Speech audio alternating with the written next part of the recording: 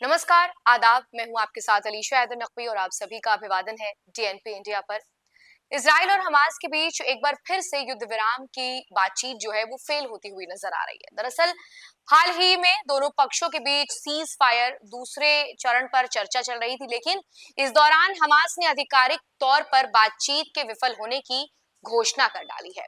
आपको बता देंगे, इस बीच यमन के हूती विद्रोही समूह के नेता अब्दुल मलिक अल हूती ने इजराइल को वार्निंग दे दी है कि अगर इजराइल ने गजा में हमास के खिलाफ अपनी सैन्य कार्रवाई को बंद नहीं किया तो हूती समूह इजराइल के खिलाफ वॉर छेड़ सकता है।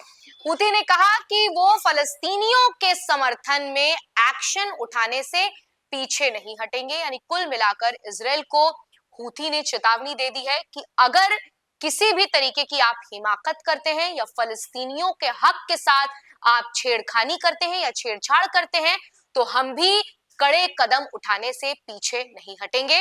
ये पूरी सिचुएशन पश्चिमी एशिया में टेंशन को और बढ़ा सकती है, क्योंकि जो डिफरेंट समूह के बीच बयानबाजी और सैन्य गतिविधियां यानी कि रीजनल स्टेबिलिटी के लिए जो है ये खतरा बन सकती है।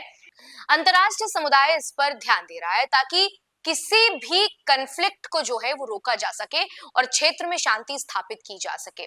गजा को लेकर समझौते के दूसरे चरण पर बातचीत शुरू नहीं होने की जिम्मेदारी हमास के प्रवक्ता हाजेम कासिम ने ली है। कासिम ने अल अरबी टीवी को दिए एक इंटरव्यू में कहा है कि इस समय गजा में दूसरे युद्ध विराम चरण पर कोई मौजूदा बातचीत नहीं हो रही है।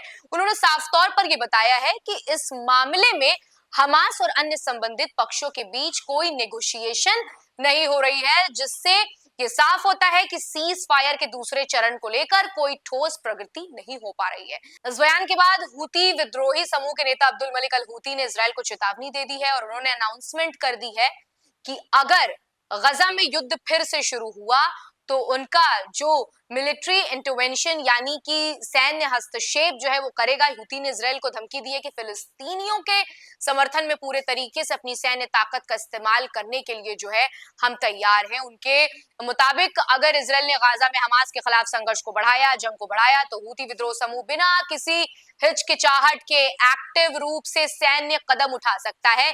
यह स्थिति न केवल गजा और इजराइल के लिए बल्कि पूरे मध्य पूर्व क्षेत्र के लिए चिंता का कारण बन सकती है। विभिन्न समूहों के बीच इस तरीके की बयानबाजी जो है वो रीजनल इंस्टेबिलिटी यानी कि क्षेत्र स्थिरता और एस्केलेशन ऑफ कॉन्फ्लिक्ट को बढ़ा सकती है, जो कि इससे और ज्यादा तनाव बढ़ने की उम्मीद जताई जा रही है। गजा और इजराइल के बीच लंबे समय से चल रहे युद्ध के बीच सीज फायर के पहले चरण की बातचीत जो है वो कामयाब हुई थी। इससे पहले जो पहला चरण हुआ था उसमें हमास दोनों पक्षों ने अपने अपने बंदी कैदियों को रिहाई दिलाई थी, जिससे एक जो है तत्कालीन सीज फायर हुआ और कुछ समय के लिए हिंसा में कमी आई। इससे पहले चरण की सफलता के बाद सभी की निगाहें अब दूसरे चरण की बातचीत पर थी, जिसका मकसद गजा में चल रहे युद्ध को पूरे तरीके से जो था वो खत्म करना था। सीज फायर के दूसरे चरण की बातचीत का मुख्य लक्ष्य गजा में हो रहे संघर्ष को रोकना, युद्ध के दौरान बंदी बनाए गए लोगों को आजाद करना और इस चरण की सफलता से गजा और इजराइल दोनों पक्षों के लिए स्थायी शांति की संभावना बन सकती थी।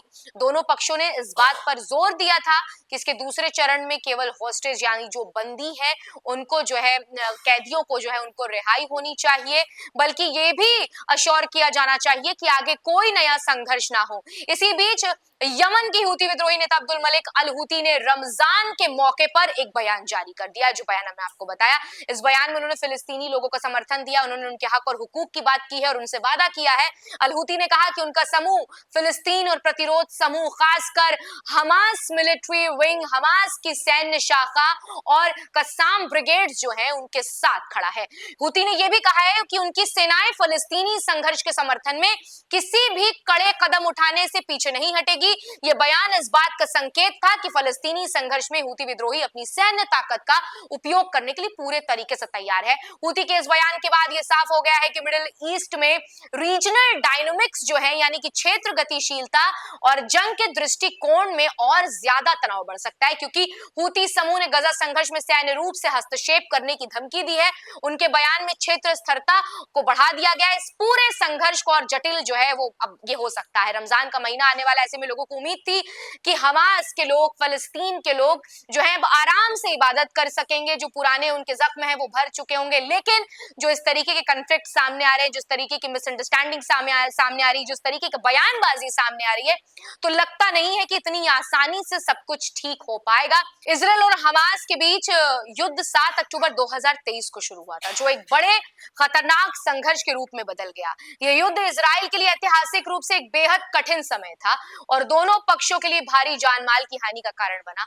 इतने लंबे समय तक चलने के बाद आखिरकार 15 महीने बाद युद्ध विराम की राह पर बातचीत शुरू हुई। आहिस्ते आहिस्ते दोनों पक्ष ने एक समझौते पर पहुंचने की कोशिश की और इसी के तहत हमास और इजराइल ने युद्ध विराम की प्रक्रिया को जो है वो स्वीकार कर लिया है। युद्ध विराम के पहले चरण में दोनों पक्षों ने एक दूसरे से बंदियों को, कैदियों की रिहाई पर सहमति व्यक्त की। हमास ने इजराइल से करीब 25 जिंदा बंधकों को छोड़ने का वादा किया और बदले में सैकड़ों फलस्तीनी कैदियों को जो है वो रिहा किया। इस प्रक्रिया में जो है हमास ने 4 इजरायली नागरिकों के शव भी इजराइल को सौंपे, जो हमले के दौरान मारे गए थे। पहले चरण में युद्ध विराम को जो है सफलता के साथ पूरा किया गया। इस समझौते के बाद अब सभी की उम्मीदें दूसरे चरण की बातचीत पर टिकी हुई थी। दूसरे चरण में हमास को उन सभी बंदियों को रिहा करने का जिम्मा सौंपा गया था जो 7 अक्टूबर 2023 के हमले में गिरफ्तार किए गए थे। दोनों पक्षों को उम्मीद थी कि इस दूसरे चरण की बातचीत जल्दी शुरू होगी ताकि गजा और इजराइल के बीच शांति की दिशा में एक ठोस कदम बढ़ाया जा सके। लेकिन फर्स्ट फेज का युद्ध विराम जो है 6 हफ्तों तक चला, लेकिन अब जो है 1 मार्च को ये समाप्त हुआ। इस दौरान हमास ने इजराइल को उन सभी 25 जीवित बंधकों को सौंपा जिन्हें पहले हमले में बंधक बना लिया गया था। लेकिन अब एक उम्मीद जताई जा रही थी कि जो है किसी सूरत से जो है ये तमाम जो है कन्फ्लिक्ट जो है वो खत्म हो जाएंगे, मिसअंडरस्टैंडिंग खत्म हो जाएंगे, लेकिन इसकी कोई उम्मीद नजर नहीं आ रही है। और ये आज की मीडिया रिपोर्ट ये बता रही है कि जिस तरीके से हूती ने साफ तौर पर चेतावनी दे दी है इजराइल को कि अगर वो किसी भी तरीके की हिमाकत करता है तो हम पीछे नहीं हटेंगे। और ये उम्मीद जताई जा रही है कि अभी भी जो है बातचीत के जरिए इस पूरे पैटर्न को, इस पूरे तस्वीर को जो है सुलझा दिया जाएगा, क्योंकि सभी को शांति की उम्मीद है। फिलहाल आज की इस वीडियो में इतना ही। आपको हमारा ये वीडियो कैसा लगा हमें कमेंट सेक्शन में लिखकर जरूर बताइएगा और ऐसी तमाम अहम जानकारियों से जुड़े रहने के लिए बने रहिए DNP इंडिया के साथ।